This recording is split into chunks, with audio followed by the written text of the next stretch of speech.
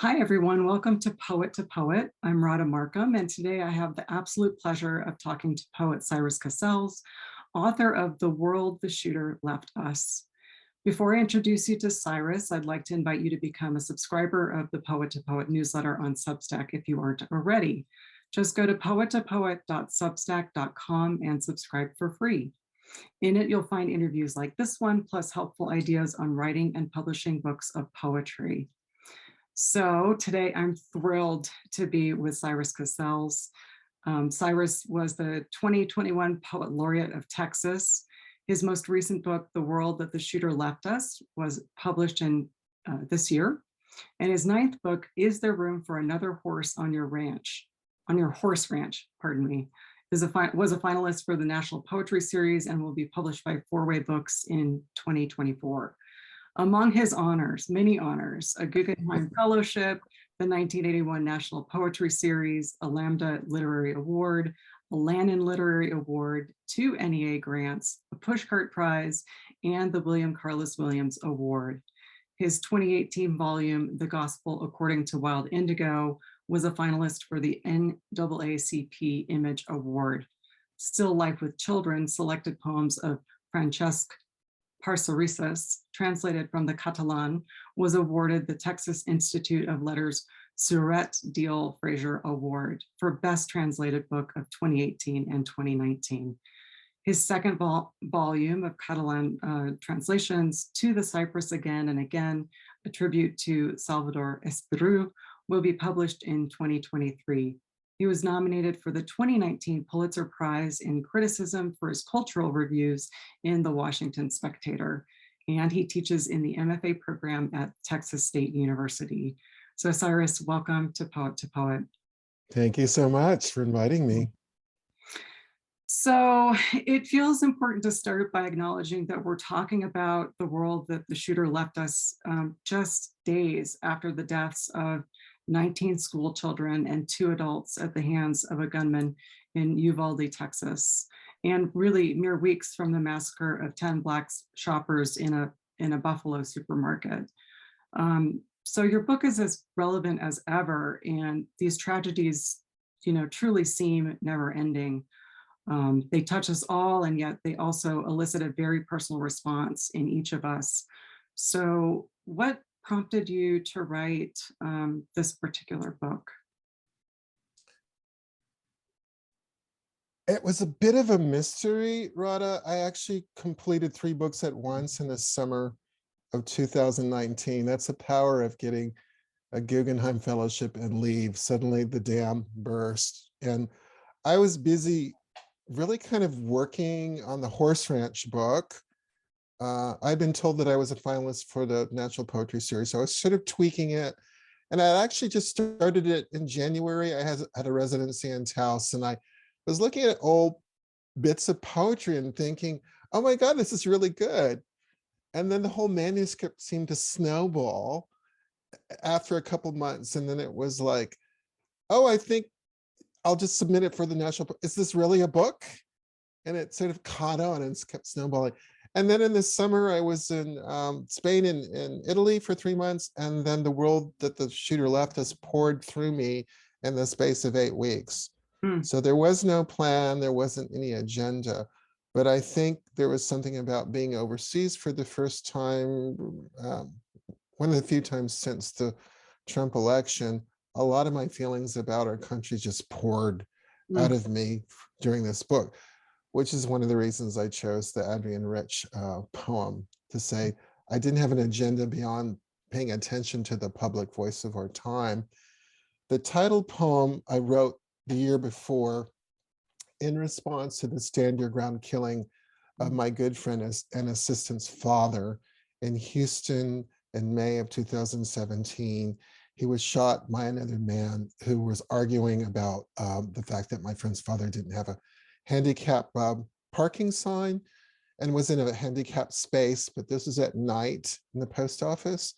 So this man shot my friend's father, and because of the Stand Your Ground defense, he claimed it was self-defense. But later on, he was convicted of murder based on forensic evidence that proved that there was no struggle. He just simply shot my friend's father as my friend's father was holding his mail. Mm. So I didn't even really speak about this incident to other people out of respect for my friend's family. And all I could do was bring it to the attention of Houston journalists that I was familiar with, and to say this really upstanding, amazing Latino family was going through this terrible situation where there was no surveillance camera. They didn't know what had happened. So a year later, a similar incident that people are pretty familiar with happened in Florida. There was an argument over a handicapped space. A man shot a woman who was in the car. Her boyfriend came out and he wouldn't leave, and he pushed the man away. And he was also convicted of murder. So this business of stand your ground defenses and how they have been used, and how people who are committing crimes, serious crimes, are just sort of let go.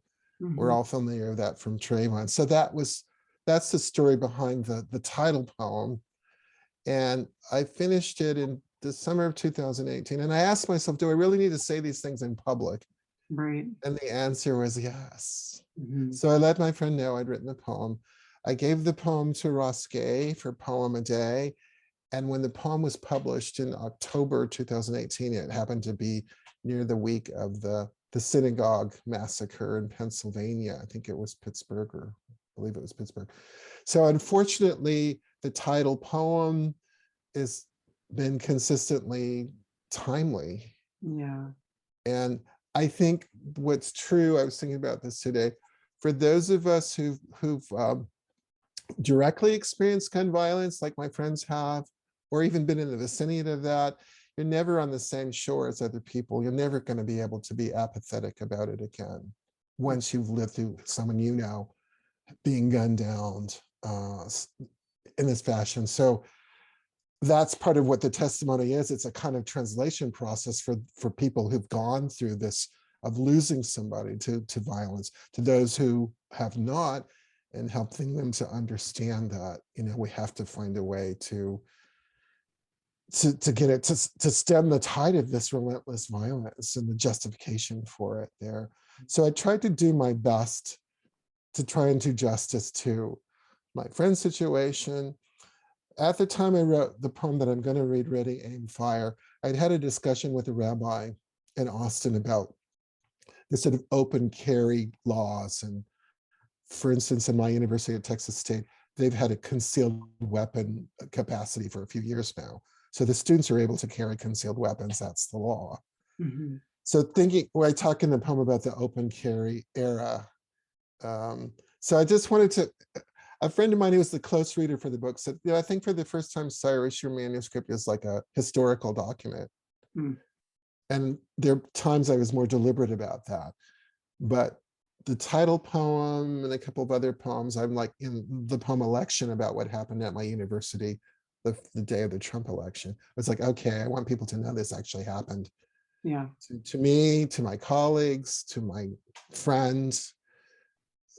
There's a lot of, that was a lot of the emphasis for this particular project. So, Mm-hmm. so maybe I can read the Ready, Aim, Fire poem because it seems so pertinent to what happened in Uvalde. I wish it wasn't. I wish it was less timely and pertinent. Ready, Aim, Fire. In the ready, aim, fire of the new, indignant, open carry era, bloodstains on the salient leaves and branches of the tree of life. Karina emphasizes, in protein English, we have a plethora of words for lethal weapons. And of course, Columbine, Sandy Hook, and Parkland aren't the three names of coruscating, stop the presses, graces. Rabbi Lev confesses that he must now post a chilling sign proclaiming firearms aren't allowed in synagogue pews or anywhere near the Torah scrolls. Yes, in tabernacles and doleful churches. In wailing school parking lots, we cry, we can't go on living like this. And then we go on living like this. Deadfall, savage protocol, splattered all over our classrooms. Mm, yeah, just chills. Uh, Yeah, Such a devastating poem. yeah, yeah, it was a hard one to write. Yeah. Kind of ripped through me. Um, so you asked a question about, what writing about an incident like that is, what we're doing writing about that. Mhm. And I don't think it's so much catharsis as just trying to make meaning of our grief and what we're living through, and trying to find spiritual and emotional access to events that we become quite deadened to at this point. Mhm. There's been a deadening about this level of violence. So I think beginning to write about it and to find images and language to reactivate our sense of grief and outrage, even for the just for the length of reading the poem, I think is an important task. Um, I do believe as an artist, it's important not to try to reopen wounds so much. And that doesn't mean censoring or watering down. But I think for me, healing is the aim with the language, as well as investigating your own feelings and grief and all that. But I do want there to be a healing dimension to a particular poem or the project. Mhm. Um, and I think I was able to do that with this book. I'm just getting reacquainted with the book. It ripped through me so fast. I've never experienced anything like it. That it was when it was published in February, I thought, well, wait a second, how did that all happen? How did I write a book? I wrote about 40 poems. Not all of them went into the book. It's like I wish I had a better explanation, except that I was ready. Yeah. So I had a sort of a Plath-like blaze in the summer Mhm. of 2019. And like I said, I sometimes worked on 2 or 3 poems a day and even completed some within a day or so. So I think 40 years, almost 40 years of writing and training allowed me to sort of improvise and pull off this book that has a lot of different strategies about the various nefarious things going on in our culture the past few years there. Yeah. Yeah. Well, and of course, there's a long tradition of poets and poetry holding, as you said, making sense of that grief, holding that space for grieving, and allowing for it in a public way. Mhm. So to me, it seems the book is really fulfilling that promise of poetry. Well, we're a young culture in many ways, and we're sort of taught to whisk past grief. But it's a lifetime of work dealing with some of the griefs and traumas that we're all dealing with. 1 million people have died in our country, and it's not registering strongly somehow in the culture. There's a lot of denial, and I think it's a grief that we're going to be dealing with for quite a long time to come. Mhm. And it requires patience of ourselves and patience from other people. But this has been, on a level of public grieving, it's been very awkward and strange Mhm. that 1 million people in our culture could die, and there's still this sense of like it's not quite real. Yeah. It feels surreal there. So it'll be interesting to see the art and the poetry that comes out of this sort of surreal juxtaposition of the survivors who seem in some ways almost blithe about the fact that all these other people died. Mhm. It's not that they have to be wearing widow's weeds or black or something, but it's just like it's got to register somewhere, you Yeah. know. Yeah. Right. So it will come, because that's our work as artists. It will Yeah. come, but it's like, it's like the way we ended up grieving the Vietnam War. That was a very delayed kind of process for our culture, I believe. Yeah. Yeah. Um, Yeah. Yeah. So the book starts with a Adrienne Rich. You mentioned that earlier, the Adrienne Rich. yeah, to help people understand. And I was trying to find language for what happened to me. And Adrienne Rich was one of the first poets I read. I think Diving into the Wreck was the first book I bought as a teenager. I was all excited. I read about it, a review. I thought, oh, I'm going to get that book. So I feel very honored that the Adrienne's estate allowed me to use the whole poem. This is a poem from later in her career, from a book called The Dark Fields of the Republic. and it's called And Now. And now, as you read these poems, you whose eyes and hands I love, you whose mouth and eyes I love, you whose words and minds I love, don't think I was trying to state a case or construct a scenery.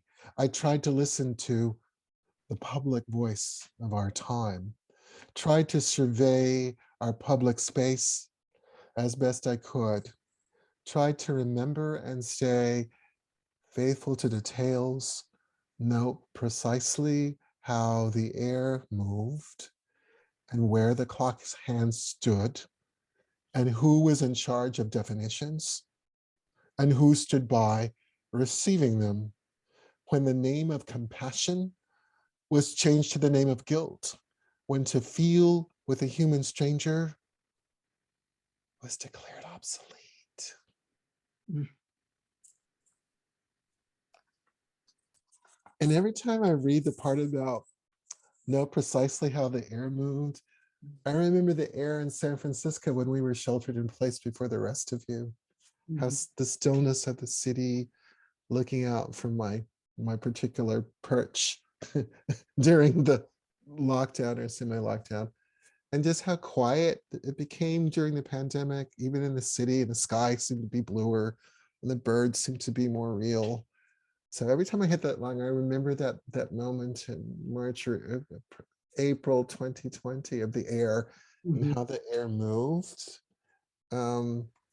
So yeah, that seemed to be the perfect description of what this book was meant to me, and how it was agendaless, and it was just a flowing of feeling about. So it's like I could look at it and say, now I know what I really feel about what's been happening in my country.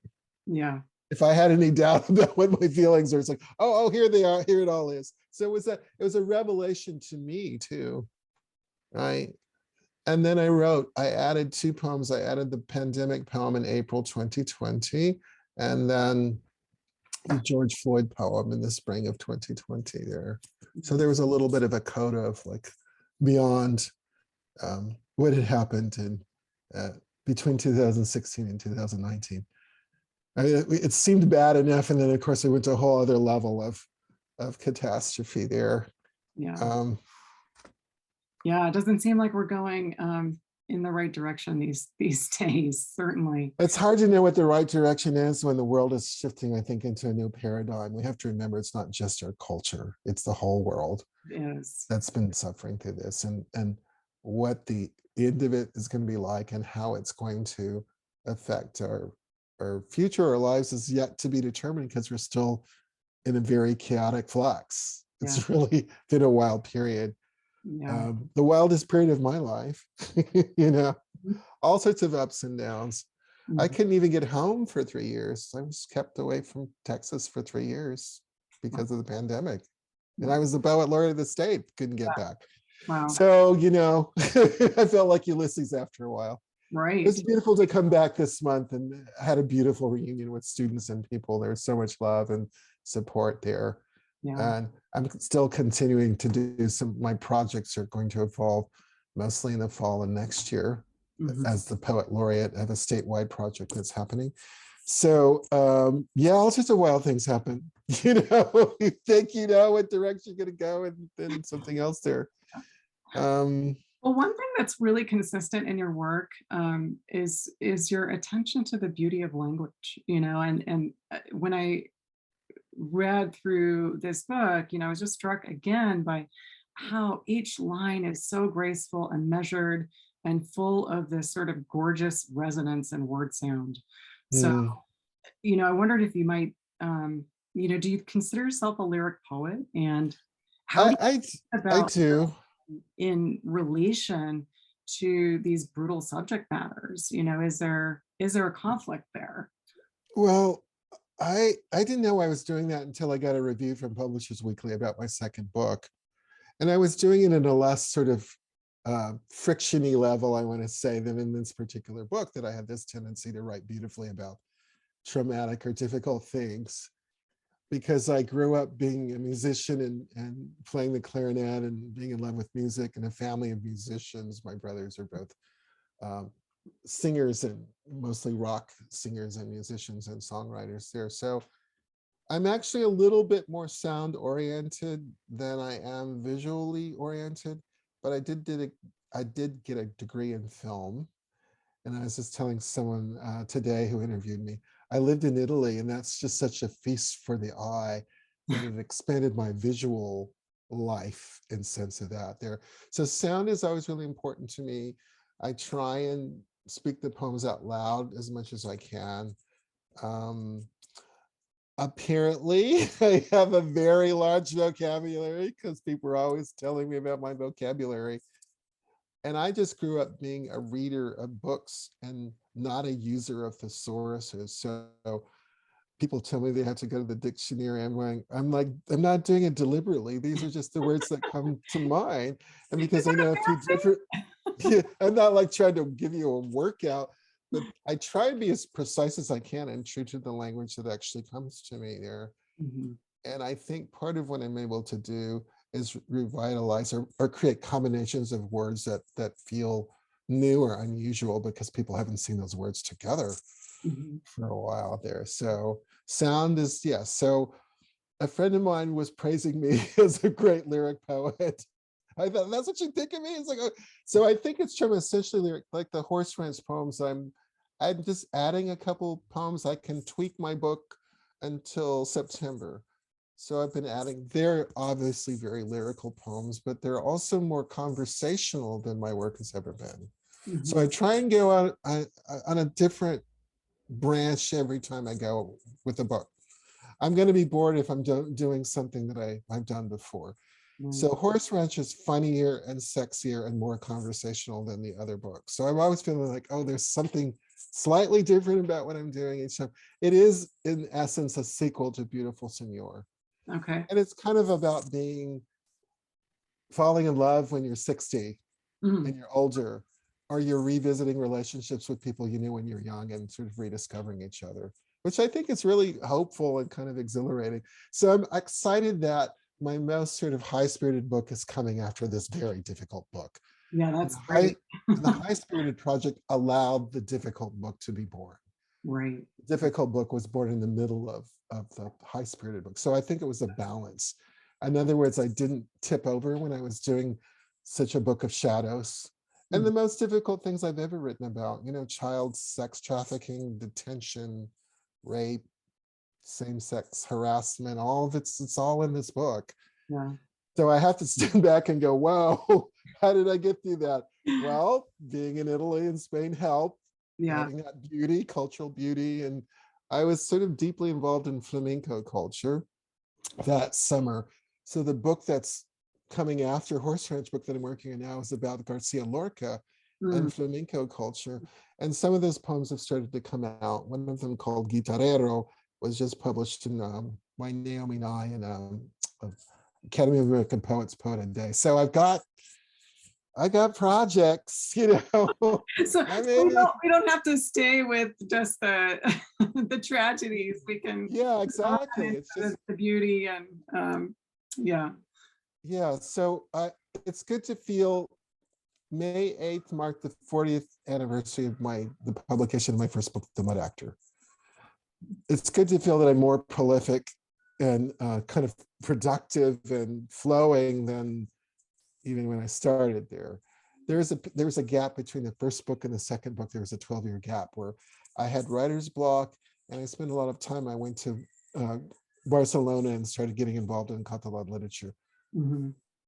And then I had this sort of Cinder Fellow experience at the first book where Al Young, who was not my teacher and anyone I really know, called me and said, "I hear you're working in a manuscript." And I said, "Well, it's not done." He said, "Do you think you could get it done in January 1981?" I said, "Yeah, I think so." And then a couple months later, so, I chose your book for this new series, National Poetry Series. He said, "You don't know what you're getting into, but you'll find out." So I got chosen for the National Poetry Series before I even considered myself to be a poet or a writer. And Mhm. I had to grow into that identity, I think. I think that's why it took 12 years between the books.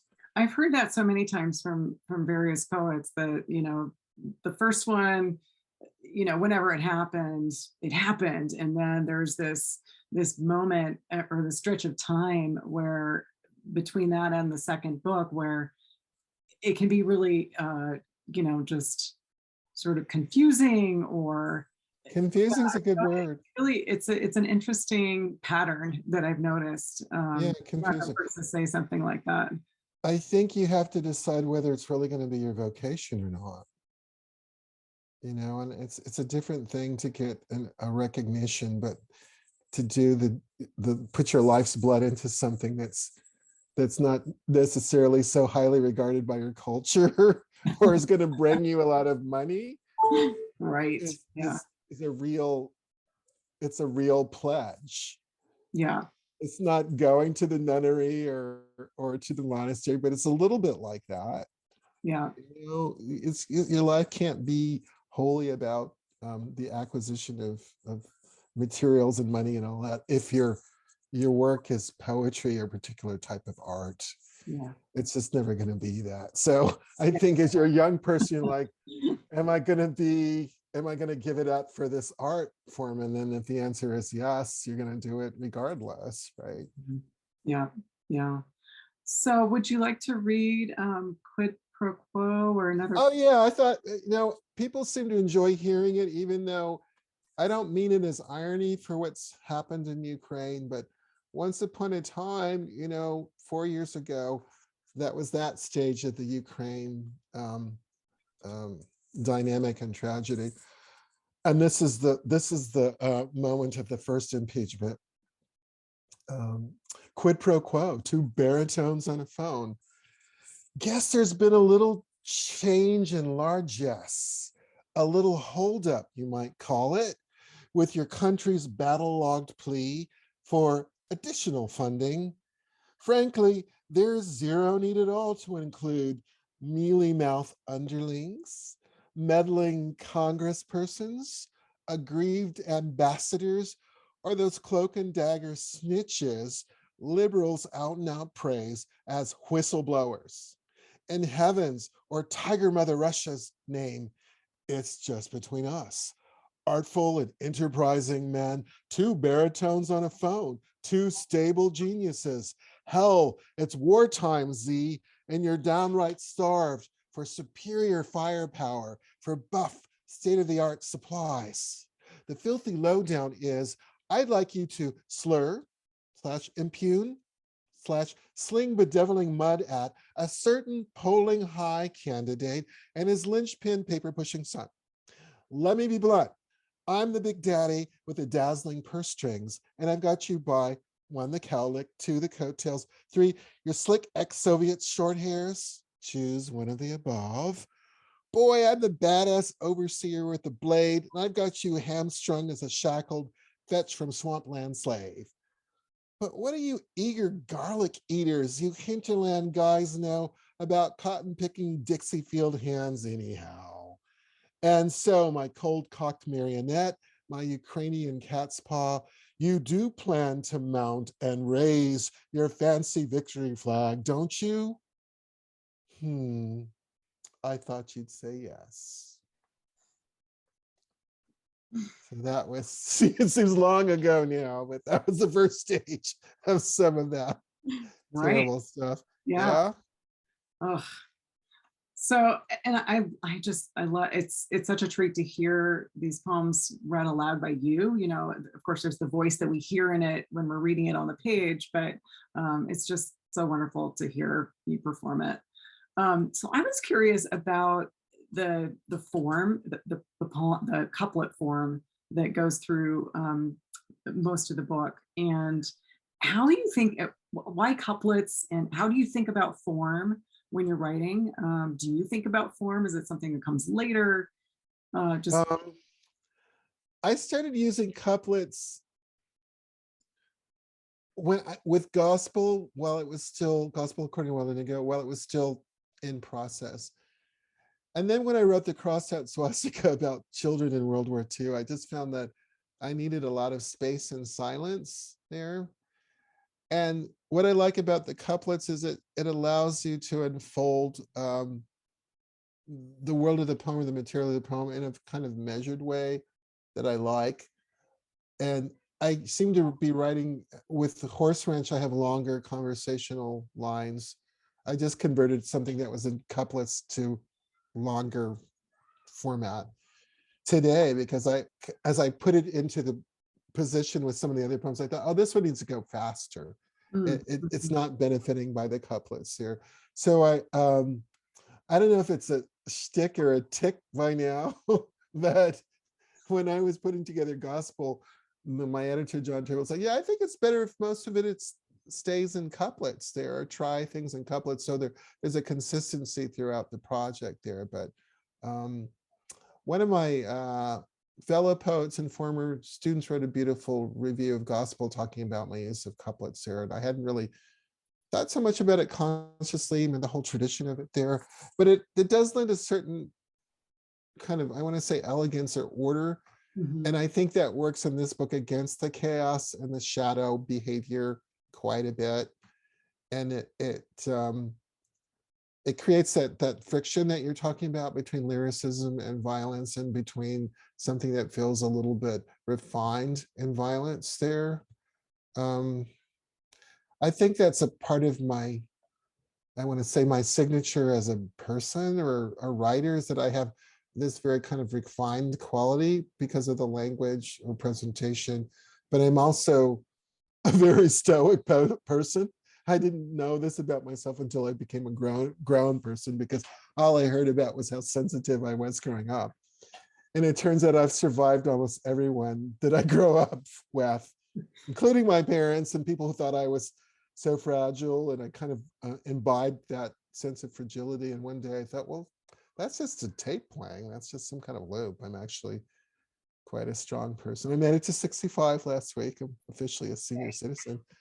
But I was a young person in the middle of the AIDS pandemic, and my closest friend died at 28. My roommate died at 36. My first love died at 32. So there wasn't a guarantee that I was going to make it to this age. And when I celebrated my birthday, I had to remind people of that. It's like no one expected me to be this age, including myself. So this quality of being sort of refined or sensitive, whatever, and then dealing with this stuff is part of what I learned about myself as an adult.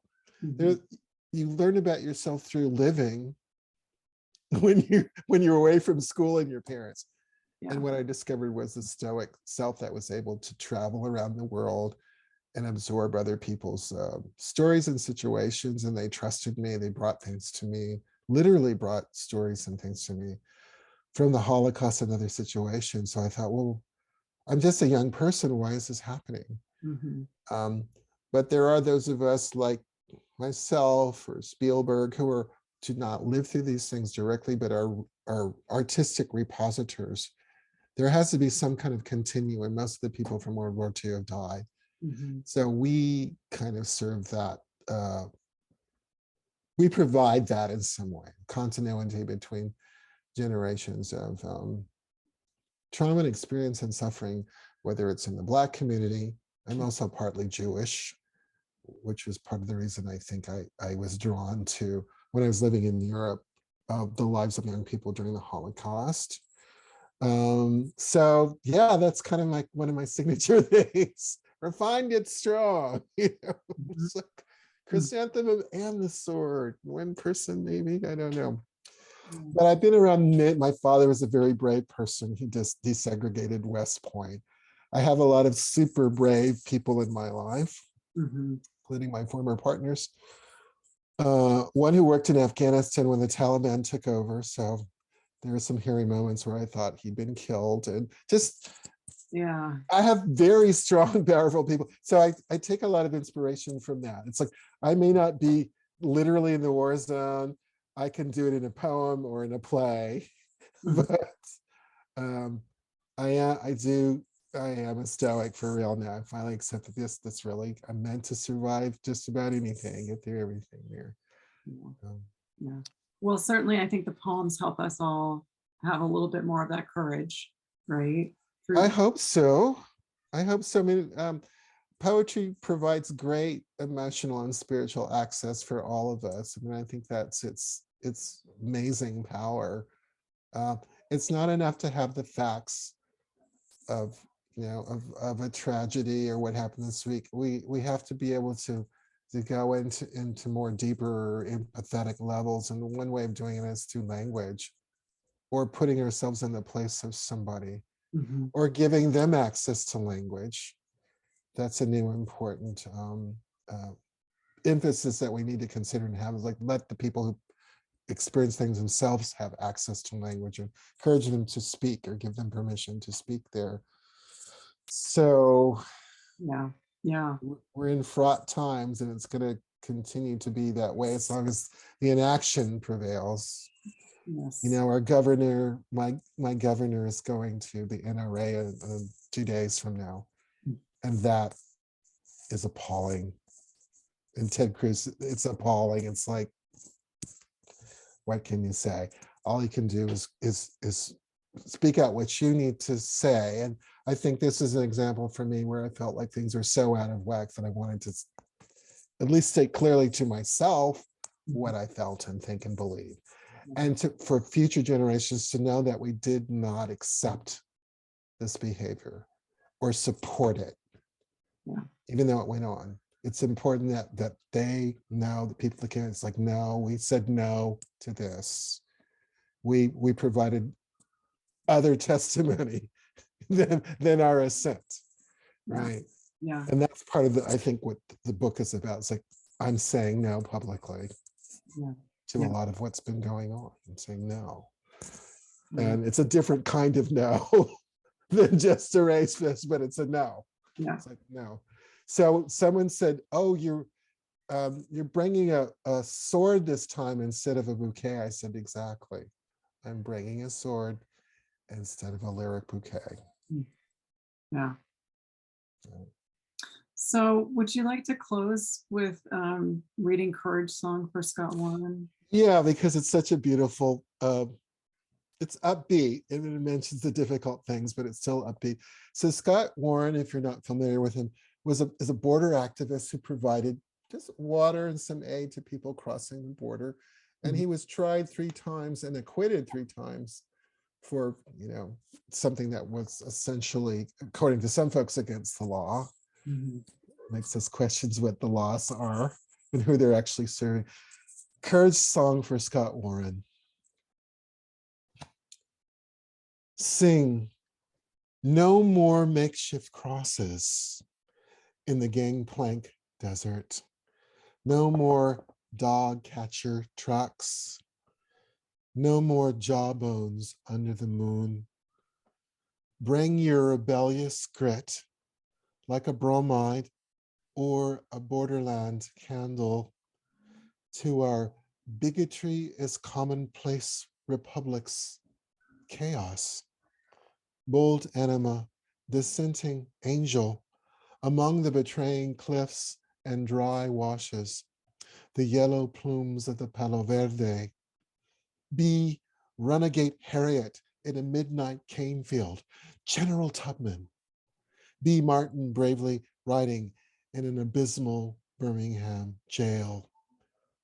Yes, your boundless shepherd's gallantry, your at the ready compassion is the rescuing sip and the heaven sent gourd required at all our desperate crossings. Thank you. Thank you. So in closing, how can people find you if they want to find you? Do you have a website, any social media that you want me to I'm put so out old school. there? I'm on Facebook, and people love my Facebook page because I present a lot of material without a lot of commentary, and people enjoy that. I'm on Instagram. I really should develop a site, but I never quite do it because I'm always on the move. Yeah, But I think I'm going to have to, especially, I'm certainly going to be producing podcasts and things for my poetry contest for the state next year. So you can reach me through my publisher, 4-Way Books. In fact, if you can order the book through 4-Way, four-way books, that would be great. I Yeah, adore my publisher. wonderful They publisher. great faith in me by giving me a double contract beyond my dreams. So they took horseradish first, and I thought, well, I have this other kind of political book I just wrote. It's like, oh, we want them both. It's like, okay, right. So they are fantastic. So please support them. And I think that's it for me. I've really enjoyed speaking with you, Radha, and thank you for what you do, the support you give to other poets and to the field. I think poetry is essential. It's essential balm, essential food, essential air. So thank you for supporting that. Of course. Well, and thank you again for joining us. And thank you to everybody who stuck around and watched the video. And if you like this interview, please share it, subscribe again to the newsletter at poet2poet.substack.com.